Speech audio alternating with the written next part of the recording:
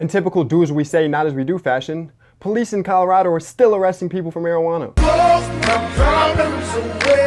A recent investigation by CBS 4 discovered that police are using social media platforms such as Facebook and Instagram to pose as black market growers to bust people for buying marijuana illegally. And that's exactly what happened with 26-year-old Sean Elderson. 26-year-old Sean Elderson was recently arrested in a Denver restaurant after he tried to buy 36 pounds of marijuana from an undercover officer. Sean replied to one of these posts made by police and agreed to meet with the police officer in a local Denver restaurant. It was there that he tried to buy the 36 pounds of marijuana, totaling $64,000, and police swooped in to make the arrest. The article goes on to say, while it seems unnecessary for cops to conduct sting operations in a state where prohibition has not had a pulse for the last 2 years, legalization has not stopped the hounds of Denver's drug task force from concocting inventive ways to continue to bring the hammer down on illegal marijuana. Then it goes on to say, although there's no denying that these type of operations are deeply rooted in the concept of entrapment, they appear to be completely legal as long as investigators are able to prove that the individual has a predisposition to dealing drugs. And to make matters worse, it can be difficult for a defendant to prove entrapment, which often puts them in a position of either accepting a plea deal or accepting a jury trial, which could lead to prison time.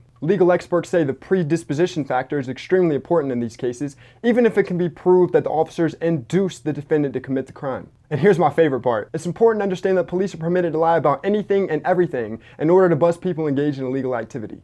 Well, isn't that fucking convenient? Sounds to me like somebody in Colorado didn't get the fucking memo, or these cops just can't stand the fact that marijuana is legal now. Instead of spending their time taking down murderers, rapists, thieves, con artists, crack dealers, dirty politicians, and otherwise actual criminals, they're focusing all their time, effort, and money on taking down people for marijuana. Still, they're actually going as far as to fucking dedicating people to making fake Facebook and Instagram accounts in order to do so. That's absolutely fucking ridiculous. So as I said before, it's the old do as we say, not as we do concept. The government can sell weed, but you still can't. Which leads me to my next question. Are we really free?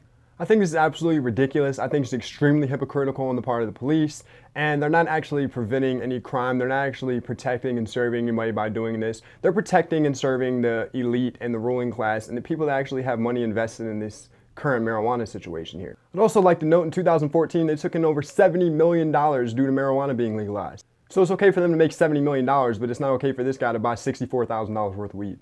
So again, in closing, cops are hypocrites. And the hypocrite of the award next week is going to go ahead and go to Denver PD.